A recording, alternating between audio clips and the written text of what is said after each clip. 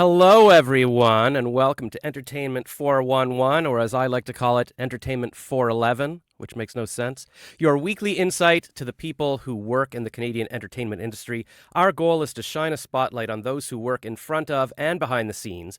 On today's episode, our guest is Kevin Mcdonald, who most of you know from the show Kids in the Hall.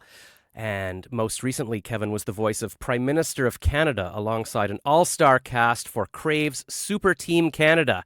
So we're about to welcome Kevin to the show, but first let's watch a couple of little clips just to prove that he's actually done some stuff. This here, sir, is an authentic, vintage Kevin McDonald skit. What's with the seaweed on Kevin's head in every sketch? I believe that's his hair, Don. Well, Jake, I really couldn't leave before discussing the bananas. Mi casa y su casa. There's something special we wanted to ask you guys. Oh, are we gonna swing? I hate to say this, but could you leave, like now? I was so excited, I almost took my clothes off in the elevator in front of the Cohen twins. Identical twins. And I'm standing on our lawn of our house with egg all over my face. The kiss is coming. 98, 99, 100. Kevin McDonald's one of the most dynamic and dangerous comedians of our time. And gee, that seems like a weird thing for me to say. I don't think it's weird at all. Please continue. I know when I play a show like this, where there's a lot of comics, and so it isn't a Kids in the Hall crowd, I know this, I know the math. I know 68% of you have heard of the Kids in the Hall. And you're not exactly sure what we do. I think there's a couple of you right now saying, Kids in the Hall, were they a boy band in the 80s? That guy on stage, he was in a boy band? He has gone to hell. And there we go. Proof that Kevin McDonald has done some things. Yes. I will note that in all those clips, you were talking to your male buddies dressed as women, and there was one real woman, and you told her to leave immediately. Yes, what does that say? I don't know. I'm sure your therapist has some thoughts on this. Also, it was an ad lib. It wasn't in the script. Really? Yes. Well, I hope she is returned and she's hanging out with you. Yes. It's not anti-woman. It's anti-Kevin. I hate myself. I also hate myself. This is going to go well then. There you go. You are coming to us from Winnipeg today. Yes, as you can tell by the famous map that every Winnipegger has in their office there. What is that a map? Well, it looks like the world, not Winnipeg. Is there a Winnipeg map beside it as well? No, Winnipeg wouldn't do that. No. We're too modest. It's the world. Oh, okay. Well, if you look closely, there's a thumbtack right in Winnipeg, and you're like, you wake up, you have to remind yourself where you are. Yes. Excellent. So, is there anything particular? Are you on a press tour right now? Do you need to be talking? Are you promoting something? Are you just lonely? Is that why you're talking to us? I'm not on a press tour. I'm not lonely. I'm a loner, maybe, but I'm not lonely. No, I'm talking to you because somebody asked me to. Oh, well, is that bad? No, that's good. That's nice. I mean, we're honored. I was just reading your Wikipedia. You've been on like the Mark Maron show.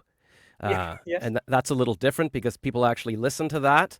No, they listen to this. No, I'm just kidding. I'm self-deprecating. I hate myself. As a Canadian should be. Exactly. We wouldn't want to be too swollen-headed about this. Yes. But don't worry. I mean, I'm in a tour, but I'm sort of in a tour. I go out every weekend. I either do stand-up comedy or my rock opera. I wrote a comedy rock opera, and I just did an off Broadway with Janine Garofalo and Dave Hill. I do stuff. Okay, no, that's good. That's good. See?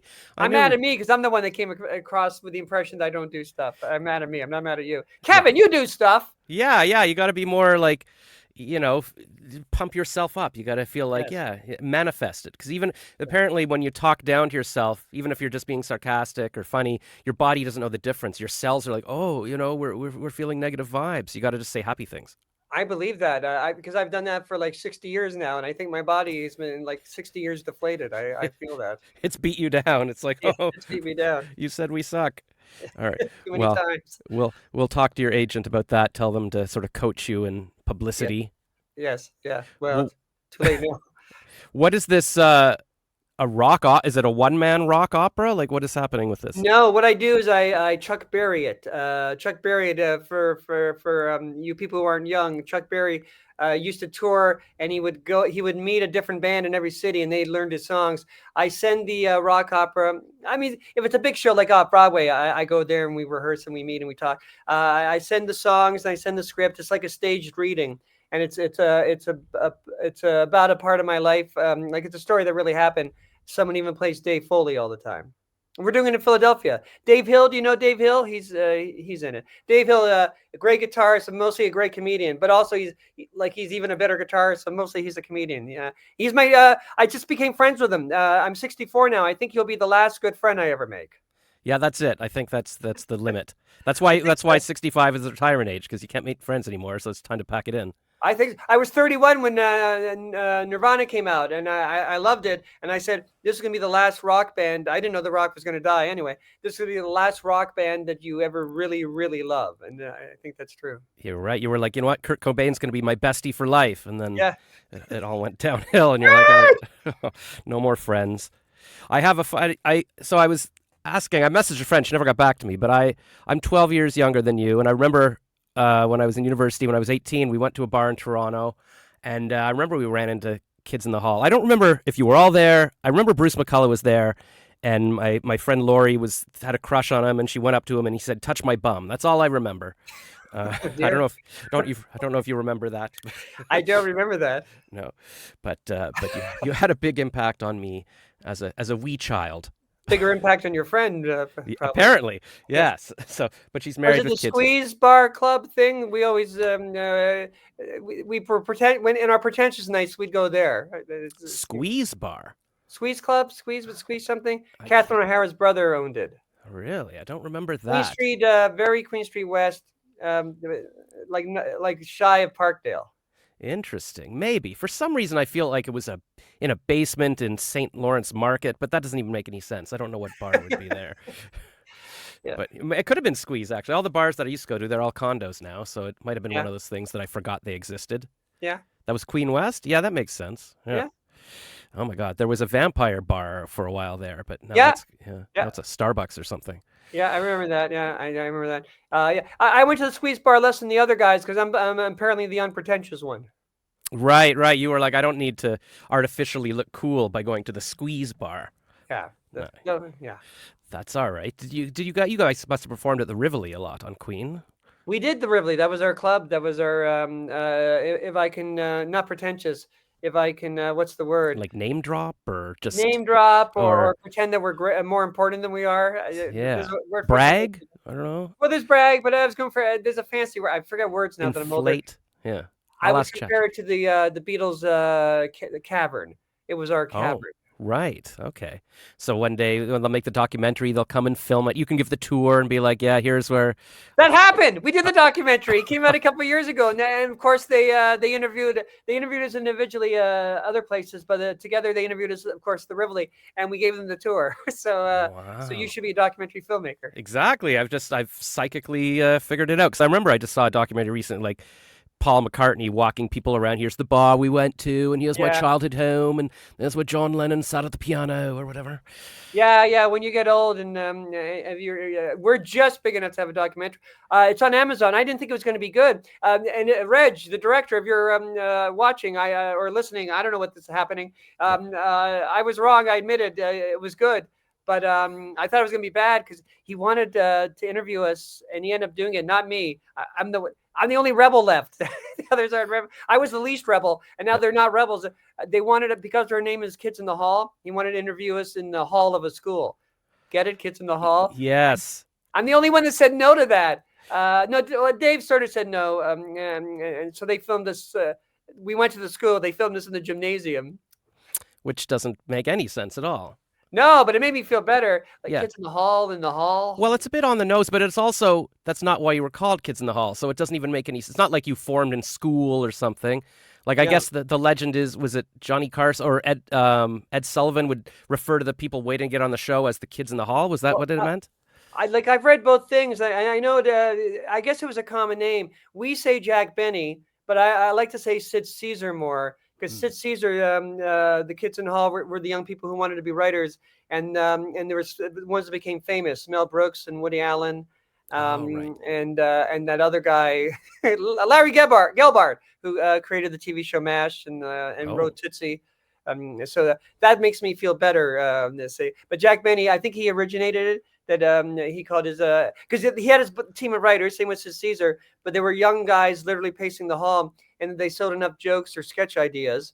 They became writers like Neil Simon, the Woody Allen. I forgot Neil Simon, Woody Allen, and Mel Brooks are the big Kids in the Hall. So you're in good company with your name. Was it Yeah. originally, for some reason in my head, it was a theater sports team? Is that true, or Yes, just yes. Okay. Yeah, the original Kids in the Hall, it was Dave Foley and I, and a brilliant guy named Luciano Casimiri. We were like best friends, and we did theater sports. We called ourselves a few names at first: Uncle Vanya and the Three Sisters. Because theater sports. I don't know if people know theater sports anymore, where two teams challenge each other to like a game. So the announcer would always say, "And the challenge passes over to." Whatever the name of the group was. So we called ourselves for a while, and the challenge passes over to. So the announcer hated us going, and the challenge passes over to, and the challenge passes over to. I remember once he thought he was off mic, but we heard him say, "They're really childish." Did they know that? Well, if only he could see you now. Yes. In Winnipeg with a map. And it's a good thing that didn't stick, because now your name would still be like, okay, it's on Amazon, and the challenge passes on to, and it would be this little stupid inside joke that makes no sense in the future. Yeah. We'd have to change it. The name of the TV show is the name of the TV show is. Oh man, very meta. Yeah. We like the meta stuff. Yeah. No, that's true. We were kids when Monty Python came on. You can't take that away from us. Yes, I had all the, I guess, cassette tapes people would give me, or Four on the Floor. That was something I would listen to in high school. Yeah, well, we the original Kids in the Hall. We because we're the Toronto ones. Scott's Toronto, but we didn't know him then. We went to radio tapings all the time, every second Thursday, to see the Frantics before they had Four on the Floor when they were a radio show. They were like a big radio hit on CBC. Wow, that's right, radio. That's where I would listen to them. Yeah. Did you guys ever do radio skits? I guess not. We did. Dave Foley, Mark McKinney, and me, and Luch for a little while till he quit the troupe. We did. I forget I used to remember the initials, but I'm losing my old man's memory. The Ryerson station. We did a sketch. Oh yeah, CKRU. I want to say. I'm just making. I knew it was CK. I was going to say CK, No. but then EY. I know it's not CKEY. That was my parents' station, but CK something. Well, I'm in Ottawa. It's CKCU. That's why I'm saying Carleton. But let's see, and we can't say Ryerson anymore because that's canceled. It's now Toronto Metropolitan University. Did you know that? I did not know that. I'm sorry. Yes. Apparently, Ryerson had something to do with slaves at some point or something. CKLN, maybe? CKJTM? I did not know that. I'm sorry for saying that. I did not know that. No. Well, CKLN. Well, I mean, yeah, I guess they renamed it a couple of years ago. So now it's Toronto Metropolitan, TMU, because that's a long name. and they almost renamed Dundas Street, but then I think at some point they just realized that's just too hard to do, so they've renamed Dundas Square. What's that called now? It's an African name. What is Dundas Square called? I still think Dundas Square is a new thing because it didn't happen until I moved to Los Angeles. Yeah, exactly. Young Dundas Square. They tore down, I don't know what, all the buildings. The new thing is gone. That's how old I am. The new things are old and gone. Exactly. Sankofa Square, approved in December 2023. So there you go. So I approve of everything that helps the world. Exactly. It's the good message. Good All right. So every now and then I have to go back to the questions that have been agreed upon with your agent and the Oh e-boss yeah. and all I that. looked at them. I pretended to look at them and said, "Yeah, they're great." Yeah. Okay. So they haven't been vetted, but whatever. I mean, we've sort of covered that. The first question was, how did you first get started in comedy and what inspired the creation of the Kids in the Hall? But I guess I didn't really say that. I could. Oh, unless you're bored of that kind of question, I could No. answer how I personally got into comedy. Well, I read about how you were at you took drama at Humber, and then That's it. they kicked you out because you were only good at comedy, and they called you a one-legged comedian, which is ironic because there was actually a one-legged professor who told you that. You got all my shtick. That's it. That's it. And then, do you have this? That day after I was kicked out, the guy who taught me in performance, I got 100%. I'm the only guy in the class that got 100%. I did Al and the Pussy. We did a scene from Al and the Pussycat. Me and my partner, acting partner, Sharon Helt. And if you're hearing, I admit it. I had a crush on you. I admit it. Do you think you can get her still? No. Right. No, she's very happy with a human being. Yeah. I'm not really a human. So he ran out. He said, Kevin, you're not a one-legged actor. Yeah, you're really good at comedy. And he said, today is actually a good day, because I was like crying, and I had to go back. I had to take the long trip back to Mississauga to tell my mother that she was right. I wasn't good looking enough to be an actor. And he said, this is going to be a good day. And then he handed me a little piece of paper that he'd cut out, and he'd written the phone number for Second City workshops. And that's how I got in and met Dave Foley. And then the little sidebar to the story is that guy was William Davis, who later became the smoking man in X-Files. Oh, right. Yes, that is on your William B. Davis. It was on your. William B. I forgot the B. Sorry. It was on your Wikipedia. I guess I have a visual memory. I didn't even realize. I should go back to school. Yeah. That is exciting. So, did you start in level A at Second City? There was only one level back then. Oh. And you went there for. I was there. I think I was there for somewhere between 2 and 3 years, and I met Dave a year after I started. So he was there a year to 2 years, and we just kept coming back because this is just a theory. Now that I'm live and people are, so I don't know if this is true, but our theory was that everybody got to audition for Second City and in the workshops, and everybody failed. And we always thought that was because they probably wanted us to think, oh, I got so close to being in Second City, I better keep taking these workshops.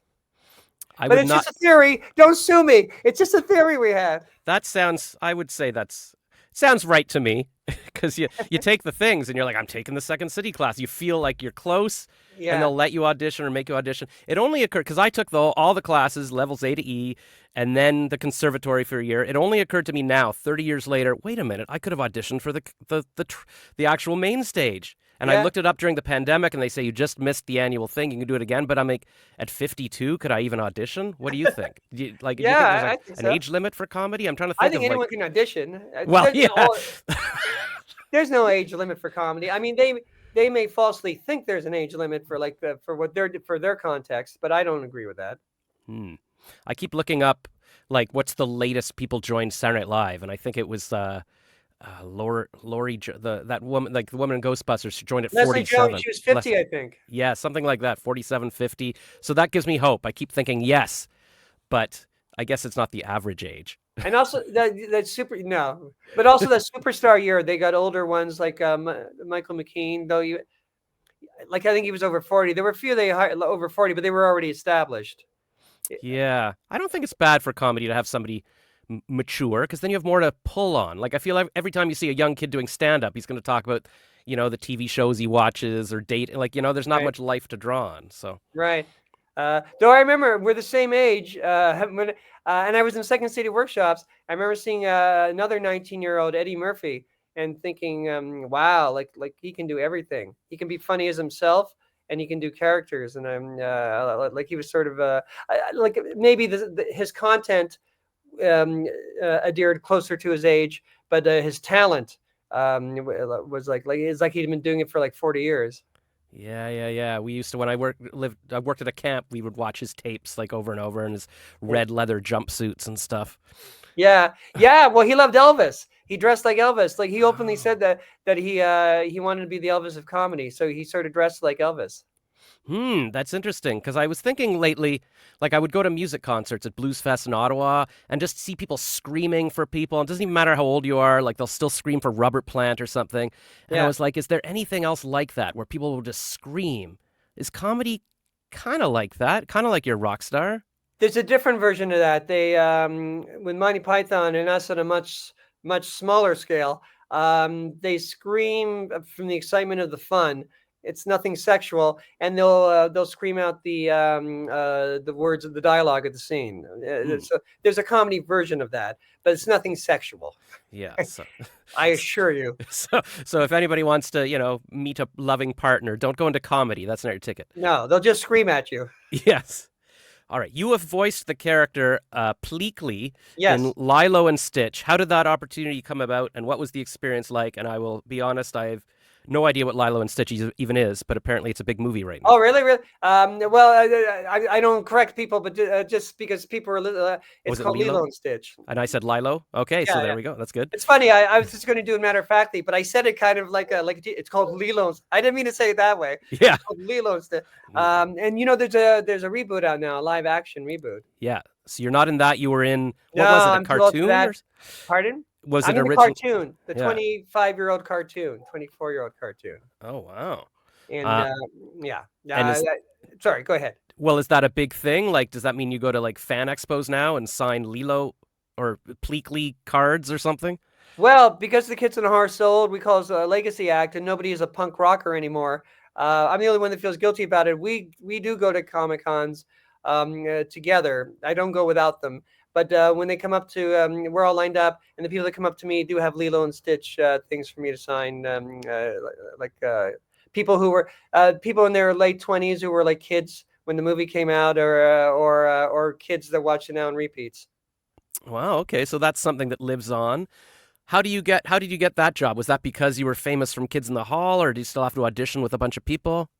Both those things. The two directors, Chris Sanders was the American, and he's the guy that actually, in the reboot too, does the voice of Stitch, Lilo and Stitch. Okay. And the other guy, the other co-writer, co-director, Dean Dubois, I believe his name. And if I'm getting his last name wrong or mispronouncing it, I apologize. I'm an old man. Yep. And he's a Canadian. He's from Ottawa. Oh. And he did anime. I think he studied animation in Humber, or no, it's not Humber. It's the other one. It's not Fanshawe. It's Not sure. Sheridan. Sheridan's the big Sheridan! animation one. Yeah. And he was a Kids in the Hall fan, and there was a character I did, a passive aggressive alien, that he in the sketch with Dave Foley that he wanted me to be like. And should I close my door because my dog's barking? No, I like dogs. Okay, keep barking, Alaska. Bark more! Bark more! Reverse psychology. No, I was going for you, but it turned out to be reverse psychology because she stopped barking. And he wanted me to do that voice. And so I auditioned. I had auditioned a few times. He had talked the other director into it, but Disney had to be talked into more. So I went there a lot until they finally said, they didn't say yes in a celebratory way. The Disney head, it was sort of like this. All right. Sign him up. It was sort of like that. Oh wow, does that hurt the ego to know they're reluctantly casting you?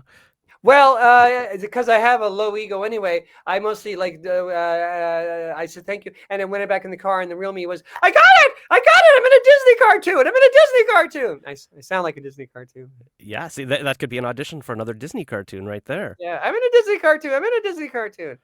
And and it was a lot of fun. And they pay you $5,000 recording session. You didn't ask me this. No one cares about this. No, and everybody. I did 5 sessions. We do care. I only did 5 sessions. I did 25,000. That's pretty good. But the movie was a big hit, and I'll never forget this. A year later, I went to the mailbox. I got a residual check for $105,000. Oh, I know. That's what. And I just bought. My partner and I, we had just bought a house that was more expensive than we had planned, and it's it was sort of like wonderful. So, but also I love cartoons. I'm doing cartoons, and I love voice. But it's not just the money. Yeah. I thought the end of that story was going to be, but I hadn't signed to get any money from the movie, so now I'm screwed. And right, so like a singer-songwriter from the '60s. Yeah, or like I want to say that like Obi-Wan Kenobi, but I think he did get pieces of the action figures or something, and he was rich. Oh, Alec Guinness, I think they promised him a percentage because that's the only way they can get him for the. Yes, but I remember. Do you care about the anecdote? I remember I watched this Oh recently. yes, I do. I do. Yeah, so it was something like George Lucas says, you know what, this is gonna do really well. I'll give you 1%. It was some number like 1%, and I was like, sure, but they didn't sign anything. And then later, after it blew up, and Alec was like, hey, remember you said? He's like, yeah, I said 0.5%, and it's like, what? So he got screwed. You got to get it in writing. Still, 0.5% was probably a lot too. Probably. Yeah, and he was already very old. What was he gonna do with the money? Yeah. Although he probably wasn't as old as we think he was. Like at the time, we're like, oh my God, He was born in 1914, so he was 63 when he did Star Wars. Oh my God, and so he's younger than you. Yeah. Yeah, Younger than me. I'm waiting for my Star Wars. Exactly. Well, that could be. Oh my gosh. All right. So you've had guest roles on many iconic shows. Are there any that stand out, or if in Canadian, out and about, as particularly memorable or meaningful? The first big one I was on, it turned out not to be big. It was the original Ellen show, but it was the year after she came out, so nobody watched that. Nobody knows that I was her new boss. Oh no! 5 or 6 episodes. That was fun. Just because it was Ellen, and they had just done a historic thing, and I think she's sort of a genius, in my opinion. Well, she is a genius, and. There was once we taped in front of a live audience, and there's one scene where we had to do over 8 times because she kept laughing at what I did. So I like stuff like that. But here's another story, which is not funny. I did Friends, and my partner, she was going to come to the show, and we didn't have cell phones, but I called her at the you weren't supposed to use the phone, but they were in the dressing room, so I used the phone, and I called long distance sometimes too. But she wasn't long distance. She was like 4 miles away in Los Angeles, and she said, you know what, I don't feel like coming, is that okay? She said it better than that. And I'm just shortening the story, and I thought, well, of course, but I thought that's weird. And then after the show, I drove back home, and the cops were there. Our place had been broken into. Oh, so she didn't tell you, she didn't want to ruin the show. You didn't want to ruin the show for me, yeah. But I don't know. I'd almost want to hear that, because otherwise I'm worried, like, she breaking up with me? What's going on? I would have been too stressed. Yeah. Somehow she said it. I know that she wasn't breaking up with me. Okay. Like, she came up with some good reason that was a half a lie and half a thing that I bought, but I still thought it was weird. And also, like, people want to hear Friends stuff. In Friends, I did the scene. The character I played was Guru Saj, and David Schwimmer, his character Ross, I forget. Yes. Had a boil on his bum. I'll say bum. Ass. Can I say ass? I don't know. Ass bum. And because he was a method actor, like he's. I thought, oh, don't touch his bum until the show. But he was very nice, and we got along very well. Because he was a method actor, he said, "Could you do me a favor and touch my bum all the time?" That's how he put it too. Can you do me a favor and touch my bum all the time? Sure. Wow. Nobody has ever said that to me.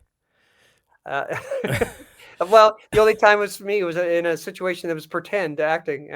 Right. He also, to be a braggart, he also laughed at one of his scenes in front of a live audience. We had to do it over a few times. This is good. I wish I guess they've got clips of that. Hopefully they can make a montage of you cracking people up. Probably not. Probably in the famous cutting room floor of Hollywood. Right. Now they'd be like, sure, we'll just put it on a hard drive. But then it's like, we got to store these tapes somewhere. Yes. Ugh. I'm just curious, like, when did you go from Canada to LA? Because that's my dream. That's everybody's dream, I would imagine. Like, and then you just go down there. Yeah. I know when I was a kid, I always dreamed of Los Angeles. When I was a kid, when I loved the Monkey Show and what's it called? That's British Spy Show. I forget the name. There was the Avengers too. Batman. I wanted to. My friends and I, on my urging, started building like a balloon, like a basket, and we were gonna get a giant balloon. I don't know where we were to like fly to Hollywood. And then I was 7, and then a few months later, my dad was. We were transferred to Hollywood, like to Burbank. Oh right. So you were there as a kid, and then you went back to Toronto. Yeah, I was only there for a year, like for grade 2, and. We lived in Burbank right by NBC Studios. So we saw Johnny Rodden. I do Johnny Rodden story in my stand-up. Johnny Carson, like driving to work. And you're way younger than me. I know you think you're old. You're way younger than me. Laughing, the famous thing where Ruth Buzzy played the old woman and she hit Artie Johnson with a purse. They shot that in a park, and it was the park where I played. So I saw that a couple of times. And on the way to school, it's where they shot Let's Make a Deal. where so there was a lineup of people in like crazy costumes. I remember one guy was dressed as a pickle and another guy was dressed as a cigarette pack, and I had to pass them every. There were different costumes every day, and I think that's part of the reason why I'm in show business. That would affect you as a kid, I think. Yes. Like how Nate Bargatze talks about his dad was a magician or something. That's show business. Yes. And then when the Kids in the Home movie Brain Candy was bombing, because of my bad instincts, I thought, I should start my solo career, and and my my wife had left me, and it just seemed to make sense. So I went to Los Angeles when I was 34, and in the middle of Brain Candy bombing. Why do you think it bombed? I don't know if I knew that it bombed, but it's always hard for a comedy movie. I don't know. Our nickname, before you ask me the question you're about to ask, our nickname for it is cost $8 million, gross $3 million. Oh wow, yeah, that would do it. I know why it bombed. I know why we have the career we had. It's all the same question. I think we're good. I think Brain Candy is good. I think the Kids in the Hall show is really good. But we're not for everybody. Scott Thompson puts it this way. He was once asked in an interview, why Saturday Night Live is so popular and you guys are liked by a small like cult group of people. And he said, at first I thought it was going to be crazy because he can be crazy sometimes, but it was brilliant. He said, it's like lemonade. Most people in the world like sweet lemonade, like Saturday Night Live. There's a small group of people that like sour lemonade, but those ones who like sour lemonade, love it! And that's what we're like. We're like sour lemonade. And everyone likes sweet lemonade, but they don't go crazy over it. They're not obsessed talking about it. But the people who like sour lemonade, small group, but they super love it. And that's sort of us. Yeah, that makes sense. Because like very twisted, weird, odd comedy that, it's cool to watch on CBC late at night or whatever it was on. Yeah. But, and we didn't think we were being cool. We just thought we were being funny. Like three of us, Dave and I for sure, and Mark a little bit. We're fans of like old comedy. Like Dave and I bonded because we like the Marx Brothers and Buster Keaton and W.C. Fields and Ernie Kovacs and the 70s people that were happening. So I always think that people that just think we're alternative comedy and weird are, I don't care. I'm not mad at them. Who cares about us? But are missing the boat about us. I think we're a mixture of strangeness and weirdness forced in a cup of conventional comedy. Like Monty Python, they were so anti-sketch comedy. They deconstructed sketch comedy. If they didn't like the scene they were doing, they didn't have to end it. One of the characters would just leave and go to another scene, or they would say now for something completely different. We're in form. We were sort of like Carol Burnett. Our sketches had a beginning, a middle, and end. All the weird stuff was in the content. Yeah. My high school grade 13 or 12 English project was comparing American and British comedy, and I remember British, just weird, just a bit more bizarre, and Americans kind of more like fast food. It's like, it's fine, it's McDonald's, everybody likes it kind of thing. Yeah. And there's great British comedy, and there's also Benny Hill. Is Benny Hill alive? Is he going to sue me? I can't imagine. I mean, he was. I don't know. He can't be alive. Yeah. But his estate could sue me. Yeah. Look him up. So if they sue me and I have to go to London, let's bring it on. Sue me. Do it. I watch a lot of podcasts. All you have to do is say allegedly before you say anything, and then. It's sorry, allegedly. I said in my opinion a few times. You're covered. Yes. Cool. Well, I know Charlene at eBoss wanted to do a little break right in the middle, so we could do that now, Charlene, and then we'll come back with a question about the difference between performing solo on stage versus working as part of an ensemble. Oh, I better write that down. Write my answer down. Yeah. You've got 2 minutes to practice.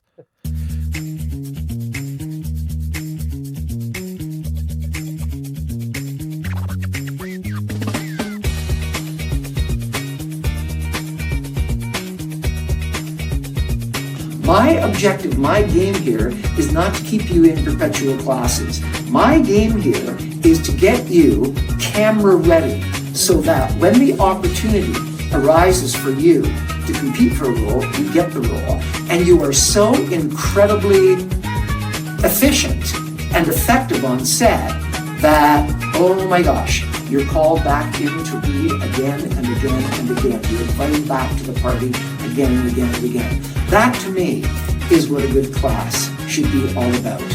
Getting you to the point where you don't need a class. And if I play my cards right, and if you guys do your job right, hopefully it won't be long before that's the case. actors, I know you feel like you're sending your self-tapes into the void because you've told me time and time again, and I feel you, and you're not alone. That's exactly why I created the Callback Collective, a monthly private community for actors. It's a nice low pressure way to stay consistent, get better at self-directing, build your confidence, and finally feel like you're not doing this alone. Every month you get a live Q&A with me. You get access to a ton of resources. You get a self-tape challenge. And then there's going to be a live Zoom where we go through your self-tape and I give you adjustments and feedback on the spot. You get to redo it like a callback. And you also get access to this private, beautiful, growing community. It's like a gym class, sort of, but for actors. No judgment, real growth, supportive community. So whether you're just starting out or getting back into the groove of things, this is the accountability and support you've been missing. So join the Callback Collective today. There is a special sale for eBoss listeners for a limited time. So join now, get in for June. We're just getting started and I can't wait to work with you. See you soon. Wow. I wonder if those are like sponsors and like eBoss is making money now. They seem very nice. They do seem nice. We should interview them together sometime. Well, Kevin We and should Josh. yes, we should interview them together. It would be fun. Also, I'm thinking I should take the acting for camera workshop. That's true. It's time to brush up your skills. Maybe you could finally be a dramatic actor. Yeah, a two-legged actor. Yes. Both. Have you ever thought of, say, Robin Williams was famous as a dramatic actor as well. Have you thought of like taking it to that level? Or like Jim when I Carrey? was a kid, I try to ignore the fact that I was funny. I just wanted to be an actor. The thing that there's 3 or 4 milestones, but I won't bore you with the other 3. One of my milestones when I was like 10 or 11 is I saw Marlon Brando On the Waterfront on TV, and I thought I want to do that. I want to do that. And then like Montgomery Clift and From Here to Eternity, and the other movie he did, Place in the Sun. I thought I was going to be a method actor, but I'm too funny. And now being a sketch comic, if I ever did drama, I hope I do sometime. It would be hard for me not to mock it, because that's sort of the what you do as a sketch comedian. Yeah. You'd be instantly like, what's the ridiculousness of this? Yeah. And there's another question in sort of the list here, which kind of ties into that. You often mix humor with vulnerability in your storytelling. Is that intentional, and why do you think that resonates with audiences? Is that just your natural sense? Like you're Yeah. Like I did look at these questions because I remember that one. I guess I was kidding before. I don't think about going for vulnerability. I don't. I think I know what they mean by vulnerability. And I think in my mind, I'm thinking that I'm doing a funny thing, that I'm doing a different color of what I've just done for like 2 or 3 minutes. And I think it's funny. But also, I sort of want to be real. So I wouldn't fake vulnerability like it's real. I want to be real. Even when I'm doing something crazy and unrealistic, I want to be real. I also want to bring a little bit of myself into everything. I think that a creative person's mind is like the Beatles. You have a Paul McCartney part and you have a John Lennon part. And I try to use both parts. And what I mean by that is I would consider, and I'm pigeonholing them, they may be mad at me, even the dead one, what I'm saying. His estate's coming after you, yeah. Yeah. Yoko's coming after me. But McCartney is like imagination, which I like and I do. But I really like John Lennon, who was real. Like even when he wrote a pop song like Help, he made it seem like it was about like his girlfriend, but he was crying for help. And but it was disguised as a pop song. But I also like imagination, Eleanor Rigby making stuff up. I like both, and the imagination is important in sketch comedy. But I'm not trying to meld the two. And even when I'm doing Paul McCartney, I want to make it John Lennon real. Yeah. I mean, I remember my Second City teachers telling me like Andrew Curry would say, like do it real. Like don't play the joke, and then the audience it'll be a deeper laugh. You can make a poo-poo joke, but if the laugh comes from something like, oh my God, that's so true, it'll be a more profound, real laugh. Yeah, and even more than that, if you do a poo-poo joke, if you're like it's in the script and you're stuck with a poo-poo joke, make it real. Yeah. Like, what is the reality of this poo-poo joke? Or Yeah, because the whatever? poo-poo joke is going to make people laugh. Even if it's not funny, they're not going to laugh. But even if it's not funny, they're going to realize that it's a line they should laugh at and that it's silly. So sometimes the more real you do something stupid like that, the better it is. Cool. So, Right. in your humble expert comedic, have you ever thought of? Well, I'm just coming up with ideas for like doing an act, like a class on how to do comedy. I do. or- I teach workshops. I teach Okay. workshops. That's another thing I do. I never mention that when I say I always say I do stand up. It's my version of stand up, by the way. It's like it's a one man show in a way version of stand up. And I do rock opera, but I also teach workshops. I'm going to Washington D.C. this weekend, and I'll be doing not the rock opera, but the show is the first half is I do 45 minutes of I call it stand-up, but it's me telling funny kids in the hall stories. And then the second half is me improvising with the local troupe. But during the day, I'll be teaching a workshop. And any hack who had a sketch show in the 90s teaches this workshop. But I teach how to write sketches through improvisation. Okay. Well, Which you studied in Second City. Yeah. Do you teach the workshops in Canada at all? Yes, I do. I was just in Toronto. You've heard of Toronto? I was just in Toronto. Well, we know you're from Toronto because you said Toronto, not Toronto. I know. My partner here in Winnipeg, Paula, she gets mad at me for not saying the T, but no one does in Toronto. Toronto. No, they would stop you at the border. They're like, you're obviously not from here if you're saying, I'm a resident of Toronto. Please return me. You're not here. You're a liar. Duh. Yeah, there was a song from You're Too Young for This. There was a group called the Kings, and it was a double-sided single. And I forget, one of the songs had the line, and everybody repeated it. If you wanna come to Toronto, and it was just that line was popular. Oh, that would be good. It feels like it should be a Stompin' Tom song. Like, yeah, I did it bad. It's a good poppy rock song. I'm doing it badly. I'm doing it like Stomping Tom. No, that's if you wanna come to Toronto. It's not like that. And then and people from not there would how do you rhyme wanna with Toronto? But you have to. Yeah, you can't. And what do you rhyme with Toronto? Pronto, I guess. Yeah, Tonto from Tonto. Lone Ranger. Tonto, come here pronto. I'm over here in Toronto. Yeah. When is your next workshop in Canada? Everybody's asking. They want to know. Let me think. Canada. Well, I'm just signing up. There's going to be one in Calgary. Though I just right before this, the reason why I was a few minutes later to being here early was that I was setting up something in Calgary, and I know where I'm going to perform. I don't know I know who the people are who's going to help me set up a workshop, but I don't know the actual space yet. So look for that. Cool. Somewhere in Calgary in November, I think. Do you have a website where you're listing where you're going to be doing your show and your workshops and stuff? I'm so the Kids in the Hall. I put it on the Kids in the Hall website. Okay, because I noticed when I was going to tag you for hey, I'm going to interview Kevin Mcdonald. You don't exist online. But I do have a Twitter thing, X thing. I do. Oh, that's right. You were saying that. I guess the kids made you sign up for Twitter so you could promote something in the past. Yeah, in our last tour, Mark McKinney on the train. We were going to take the train to save money, which was fun. He forced me to get on. He took my phone and put me on Twitter, and which I thought was because I know I'm funny and all that, blah blah blah, but I'm not good with writing jokes. It was good to try to write a funny thing in so many characters. That was like good training for me for a while. But now I don't even do that. No, that would be a good exercise though, to tell yourself I'm going to write within the characters. I'm going to write a joke every day on Twitter, and that could be like a stand-up act that you do. It's like, here's my tweets. People do that, I think. Yeah. So, I mean, have you ever been tempted to get onto Instagram and TikTok and sort of, do your little skits? I'm sure you'd be huge. I mean, I guess if you don't want to do it, you don't have to, but.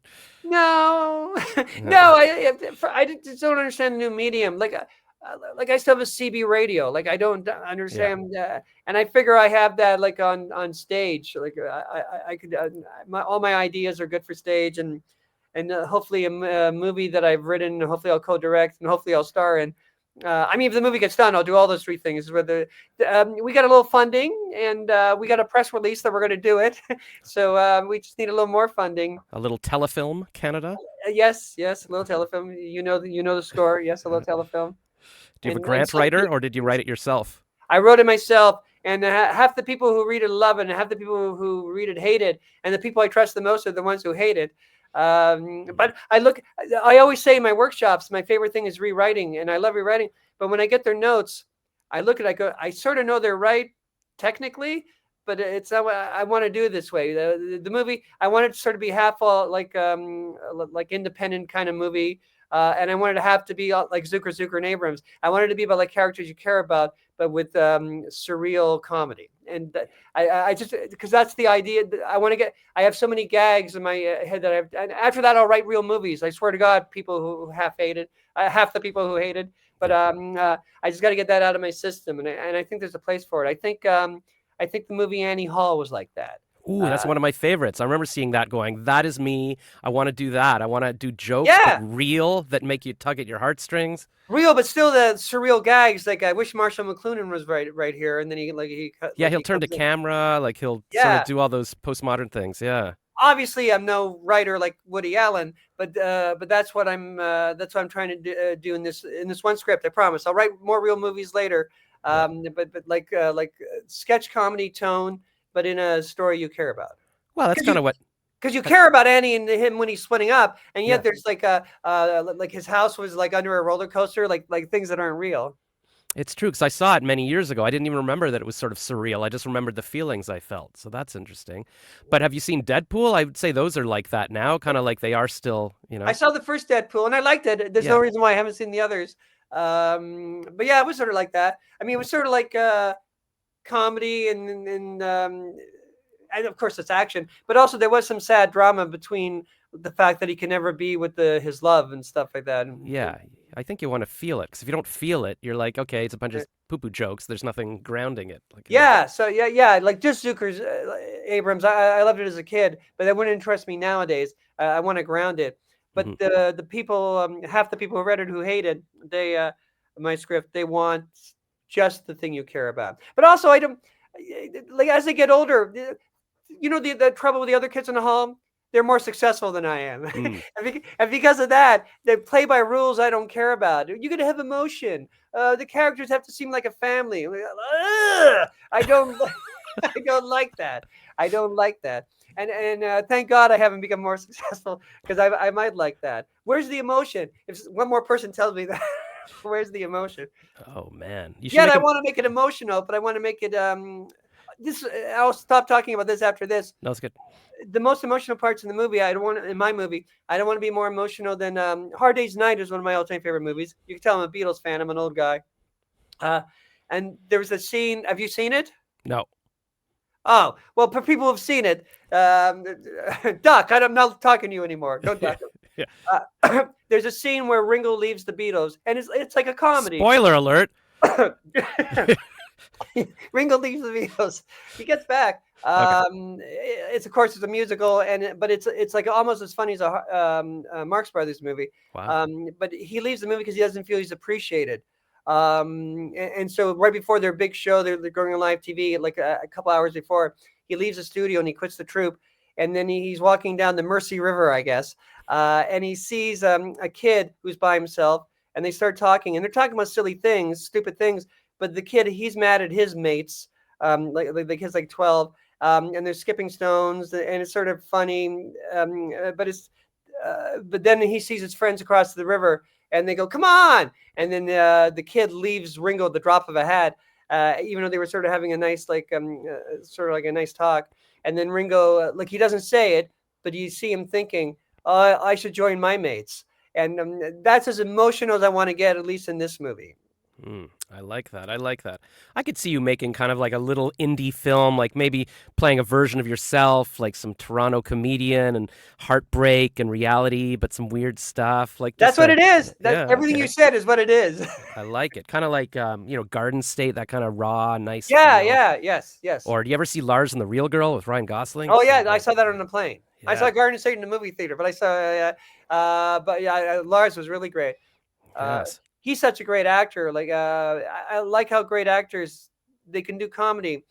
But to me, it seems when people say comedy is hard, it's the great actors who can do comedy that are saying that, because they have to get there through acting. I don't have to. I could just sort of do it through comedy. But he's very funny in that, and very vulnerable, to use that word. Yeah. All right. Recently, you were part of Super Team Canada alongside with other Canadian comedy legends. Yes. What has that experience been like for you, and what do you hope audiences take away from it? Well, I hope they like it. I don't know.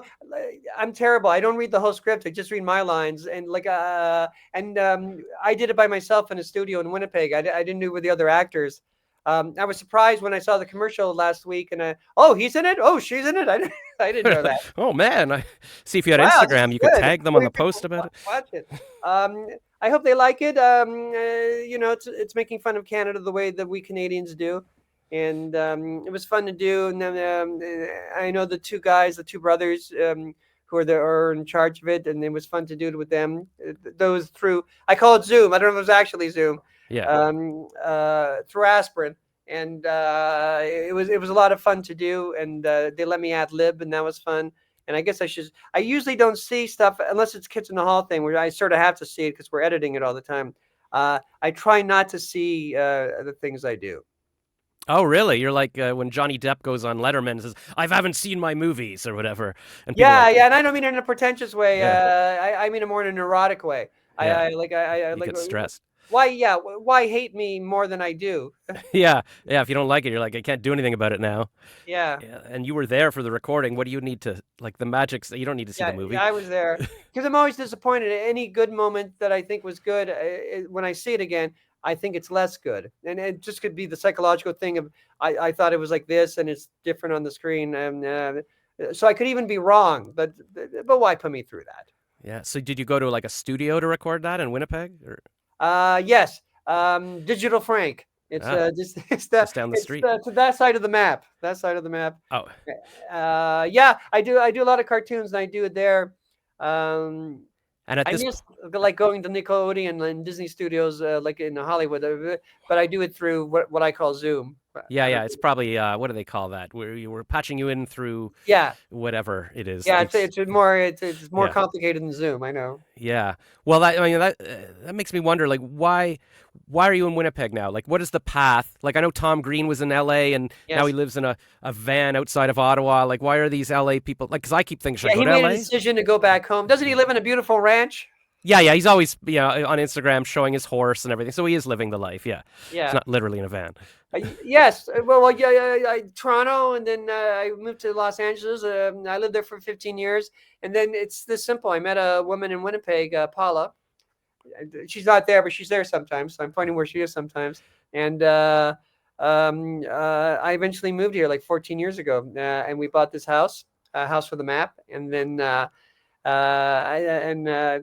it's kind of at first I missed because I like big cities, though I don't think Los Angeles is a city. To me, it's more like a series of villages. I have a tickle in my throat. That'll help this interview. You can get some water if you want or whatever. But... Yeah, the water. I forgot to bring the water. It would have been here, and I would have been doing this. I filled an old bottle of protein shake with water. This is my water. Oh. Yeah. Does it still have protein shake flavor? Yeah, a little bit of vanilla, so it's kind of a little flavor, a little something. Nice. Yeah. That's nice. I feel like I'm in a fancy hotel. What advice would you give to emerging comedians trying to find their voice? Oh, I do have advice I give at the end of my workshop when people ask this. So we shouldn't spoil it. I'll try not to say it like I've said it 40 times. Oh. Do it all the time. Whatever you're doing, like if it's just writing comedy, or it's just like improvising, or it's performing the comedy you write, do it all the time. Because I have this theory that we get invisibly better. We don't know we're getting better, but we're getting better just by doing it. We're building muscles and instincts that we don't have all the time, that we didn't have before, I mean, and hopefully we will have all the time. And I call it watching the puppy grow, because when you have a puppy and you're with the puppy all the time, the puppy's getting bigger, but you don't know it. But if you went away for a week and you came back, you would see, oh, the puppy's getting bigger, the puppy's growing. And that's do it all the time, write all the time.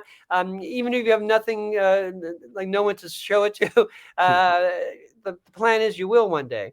So Jerry Seinfeld always said to young comics, write 10 jokes a day. And he guaranteed that for the first 6 months, most of those jokes they would never be able to use.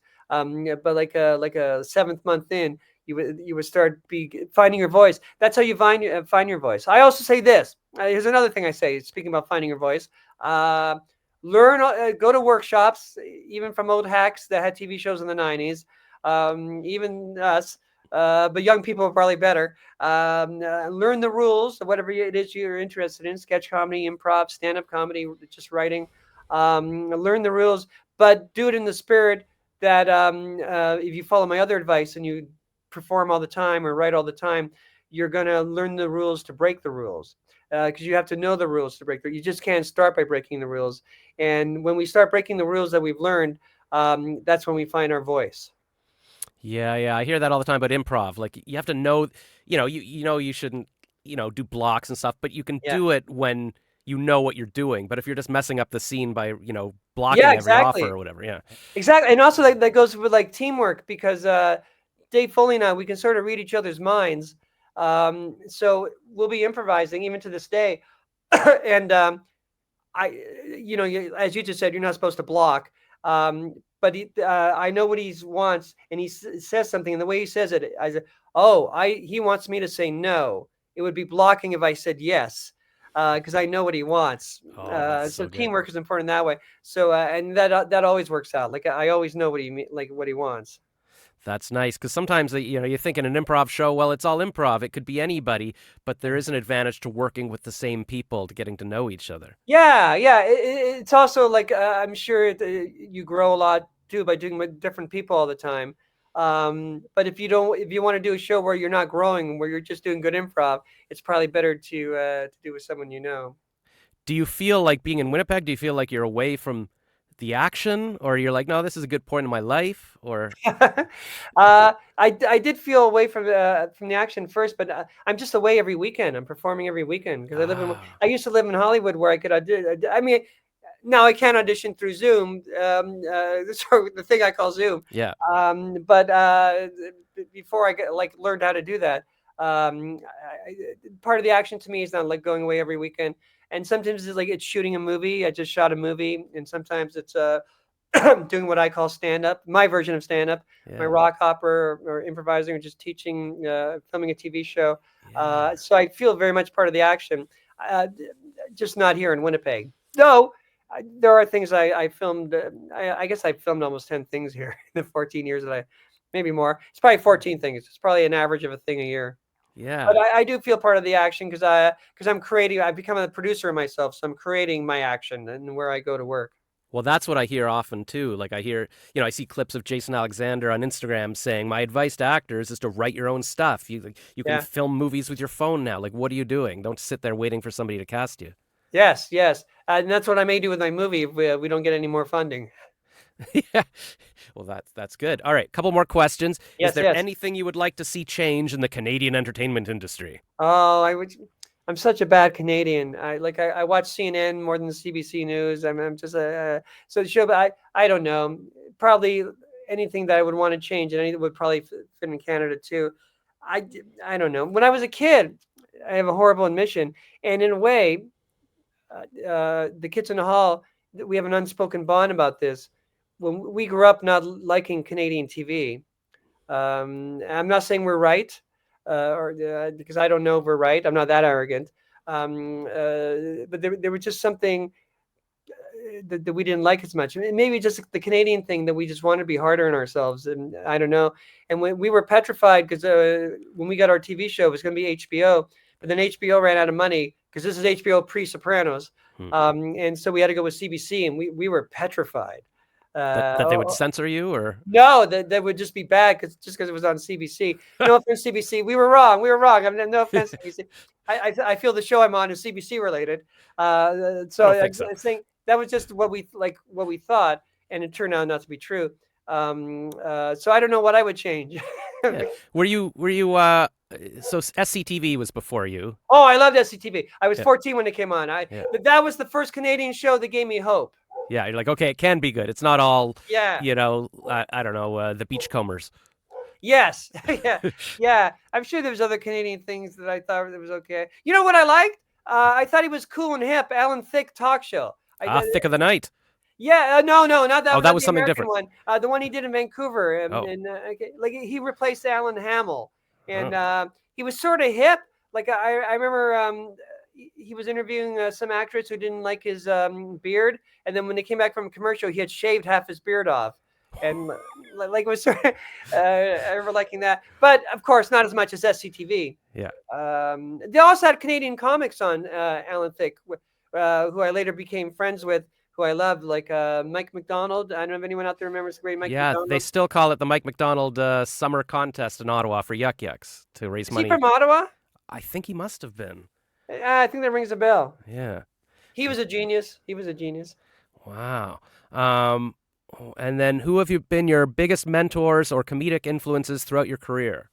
Like mentors, I don't know. I guess Lorne Michaels was a mentor. Were you weren't on Saturday Night Live though, were you? No. He's just like he was the producer of our show. Oh, right. That makes sense. Yeah, I guess now that I remember, it's in the credits. And wasn't there a famous Toronto band that was your opening song, or what was it? Shadowy Man. Shadowy Man from Shadowy Planet. Yeah. Yeah, they were a lot of people. They're half the reason why they like the Kids in the Hall, like the independent rockers. I guess there were mentors like people in theater sports, and I mean Alan Gutman, who taught us at Yuck Yucks, who taught us the Second City. He was it was a big mentor. Brian Nasmach. We never give him the credit he deserves. He was a stand-up comic who was also like a producer, and we started with the Rivoli because he was producing a variety show every Monday, and he asked the original Kids in the Hall to be the house band, and he was our coach at theater sports, and so he taught me a lot. He also got mad at me a lot. I probably deserved it. So there are people like everywhere, mentors. Now my comedy influences.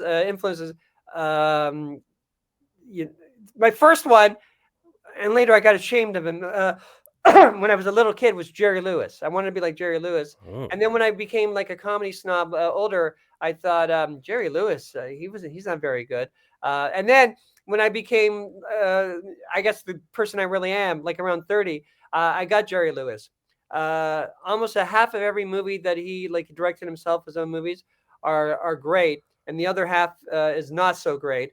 And is because he wrote everything and produced and directed everything himself. He needed another writer to say to look over Jerry's script and go, oh, that's good, not that, Jerry, delete that, not that. And that's what I thought about Jerry. But I don't want to say that Jerry Lewis was my influence. Buster Keaton, Marx Brothers, of course, Monty Python, SCTV. Steve Martin, when he was like an anti-comic, stand-up comic. Woody Allen, of course. Gene Wilder. When I saw Young Frankenstein, he has sort of similar hair to mine. And I understood that he co-wrote it. He wrote the first draft with Mel Brooks. That's what I wanted to do. And then later he directed. I wanted it to be like Gene Wilder and Albert Brooks. Then I wanted to be Albert Brooks, genius Albert Brooks. If you haven't seen any Albert Brooks movie, you got to see Albert Brooks movies. The first 4 or 5. I will look those up. Real Life is his first one. Start with Real Life. Okay. It's sort of the first mockumentary. Oh, X is kind of like Spinal Tap, that kind of stuff. This is Spinal. But it's more meta. He's playing Albert Brooks directing a documentary, and so there's a documentary of him filming the documentary, and it's like a 70s. It's sort of based on a 70s idea that you may not understand as much as I do, being an older man. But I think the comedy is still pretty amazing. Yeah, there's a lot of stuff like in Woody Allen movies where a character has to keep going to restaurants and tells them if anybody calls, like, I don't know, he calls his secretary and says, I'm at this restaurant if anybody wants me, because before cell phones, right? So it just had to, little things that kids tell. Oh yeah, Tony Roberts. I'm at 456. But if you call in 10 minutes, I'll be at 655. I quote that all the time. I don't have the numbers right. Also, I should say I love Lucy. She was a big influence on me. She really was. Yeah. I always think that subconsciously Gilda Radner was an influence on me. I think that.